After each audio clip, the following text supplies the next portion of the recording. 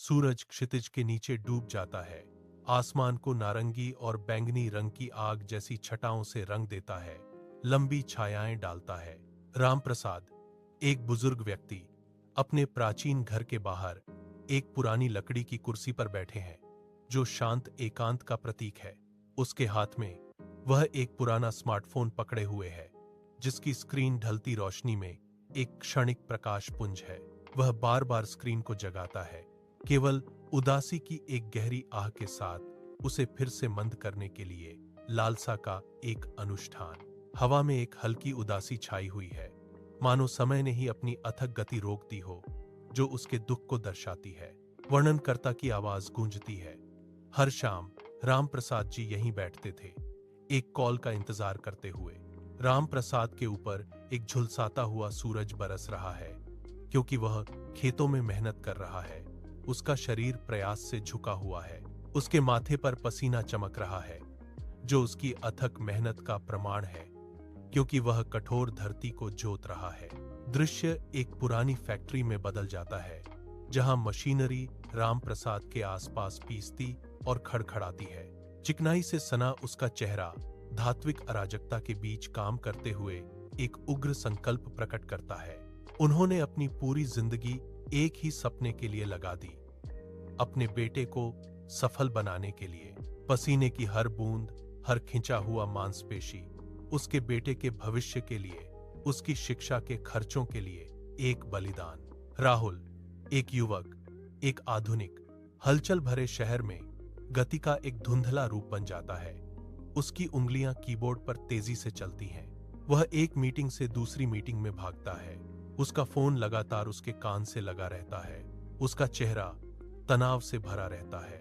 उसके चारों ओर की दुनिया एक चक्करदार धारा में धुंधली हो जाती है, जो उसके जीवन की अथक गति को दर्शाती है।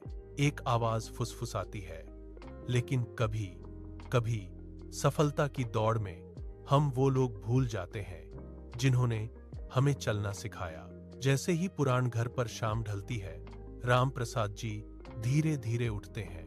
उनके हाव भाव एक अनदेखे बोझ से भारी लगते हैं। उसकी निगाहें उसके फोन पर टिकी रहती हैं, एक आखिरी उम्मीद भरी झलक, इससे पहले कि उसकी आंखों से रोशनी ओझल हो जाए। उसके मुंह से एक गहरी सुनाई देने वाली आह निकलती है, एक सांस जो अनकही निराशा से भरी हुई है। वह मुड़ता है, उसके कंधे झुके हुए हैं, उसकी थकान का बोझ हर कदम में स्पष्ट है।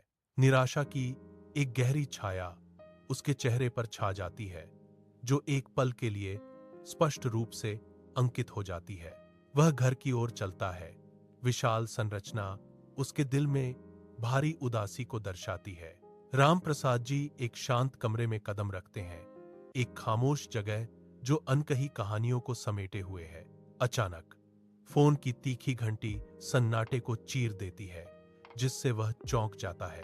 उसके चेहरे पर आश्चर्य की एक झलक दिखाई देती है, जिसके तुरंत बाद उसकी आंखों में एक उम्मीद भरी चमक आ जाती है।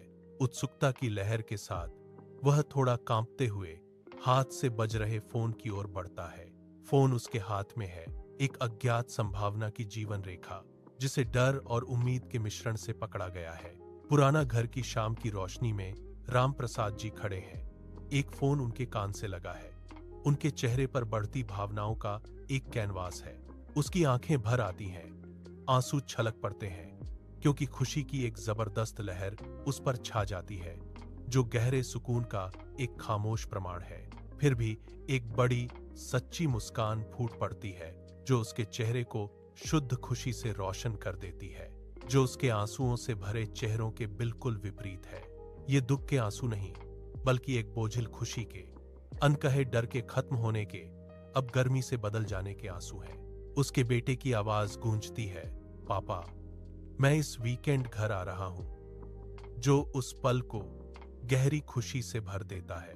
रामप्रसाद जी अब शांत होकर अपने होठों पर एक सौम्य मुस्कान के साथ अपनी कुर्सी पर बैठ जाते हैं। उसकी निगाहें विशाल आकाश की ओर उठती हैं। शांत चेहरे से गहरा आनंद फैलता है, जबकि धीमा संगीत बज रहा है। वह शांत शाम में सुकून पाता है।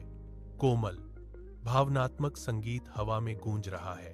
एक आवाज गूंजती है, जिंदगी में सब कुछ दोबारा मिल सकता है, लेकिन माँ बाप का वक्त नहीं।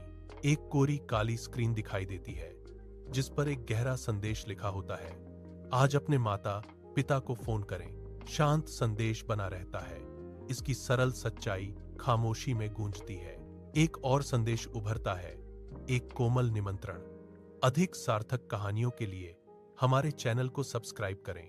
संगीत धीरे धीरे विस्मृति में फीका पड़ जाता है। केवल मौन काले कैनवास पर गूंजते हुए शब्द रह जाते हैं।